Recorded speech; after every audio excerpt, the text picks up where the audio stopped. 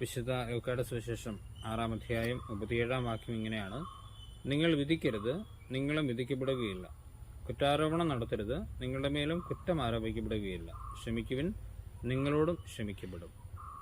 സ്നേഹമുള്ളവരെ, ഒരു വിശുദ്ധന്റെ ജീവിത കഥ വായിച്ചതിങ്ങനെയാണ്. അദ്ദേഹം ചെറിയ ജോലികൾ ചെയ്ത്, പ്രത്യേകിച്ച് ചെറിയ കച്ചവടങ്ങളൊക്കെ ചെയ്ത് ഉപജീവനം നടത്തിയിരുന്ന ഒരു വ്യക്തിയായിരുന്നു.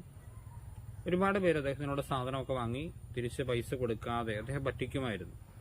ഇത് മനസ്സിലാക്കിയിരുന്നെങ്കിലും അദ്ദേഹം ആരെയും വിധിച്ച് സംസാരിക്കില്ലായിരുന്നു. ആരെയും കുറ്റപ്പെടുത്തുകയോ മൂങ്ങറപ്പിച്ച് സംസാരിക്കുകയോ ഒന്നും ചെയ്തിരുന്നില്ല. എല്ലാവരും സ്നേഹത്തോടെ ക്ഷമയോടെ മാത്രം ഇടപെട്ടു.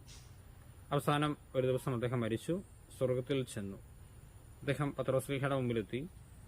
കഥ ഇങ്ങനെയാണ്: പത്രോസ്ലീഹ അദ്ദേഹത്തോട് പറഞ്ഞു, ആരെയും വിധിക്കാത്ത ഒരാളെ വിധിക്കാൻ ഞാൻ ആരാണ്? സ്വർഗകവാടം നിങ്ങൾക്കായി തുറക്കപ്പെട്ടിരിക്കുന്നു. പ്രിയപ്പെട്ടവർ, ഇതൊരു കഥയായിരിക്കാം, പക്ഷേ ഇതിലൊരു വലിയ യാഥാർത്ഥ്യമുണ്ട്. കർത്താവ് ഇന്ന് വചനത്തിലൂടെ നമ്മളോട് സംസാരിച്ച വാക്ക് ഇത് തന്നെയാണ്: നിങ്ങൾ വിധിക്കാതിരുന്നാൽ നിങ്ങളെയും വിധിക്കുകയില്ല.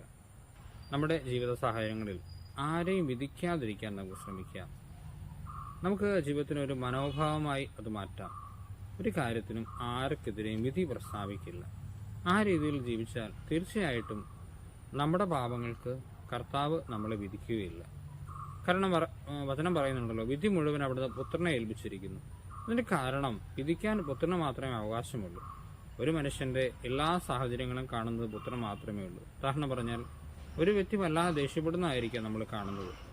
ദേഷ്യക്കാരനാണെന്ന ഒരു വിധി പ്രസ്താവിക്കാൻ നമുക്ക് എളുപ്പമാണ്. പക്ഷേ അവന്റെ ഉള്ളിൽ കടന്നു പോകുന്ന സങ്കടങ്ങൾ, വേദനകൾ, അത് ദൈവത്തിന് മാത്രമേ അല്ലേ അറിയുള്ളൂ. അതുകൊണ്ട് ആരെയും ഇന്നു മുതൽ വിധിക്കില്ല എന്നൊരു തീരുമാനം നമുക്ക് എടുക്കാം. ഈശോ നമ്മളെല്ലാവരെയും അനുഗ്രഹിക്കട്ടെ. നമ്മുടെ കർത്താവ് ഈശോ മിശിഹായുടെ കൃപയും പിതാവായ ദൈവത്തിന്റെ സ്നേഹവും വിശുദ്ധ സഹവാസവും നാം എല്ലാവരും കൂടെ എന്നും എപ്പോഴും ഉണ്ടായിരിക്കട്ടെ, ഇപ്പോഴും എപ്പോഴും എന്നേക്കും.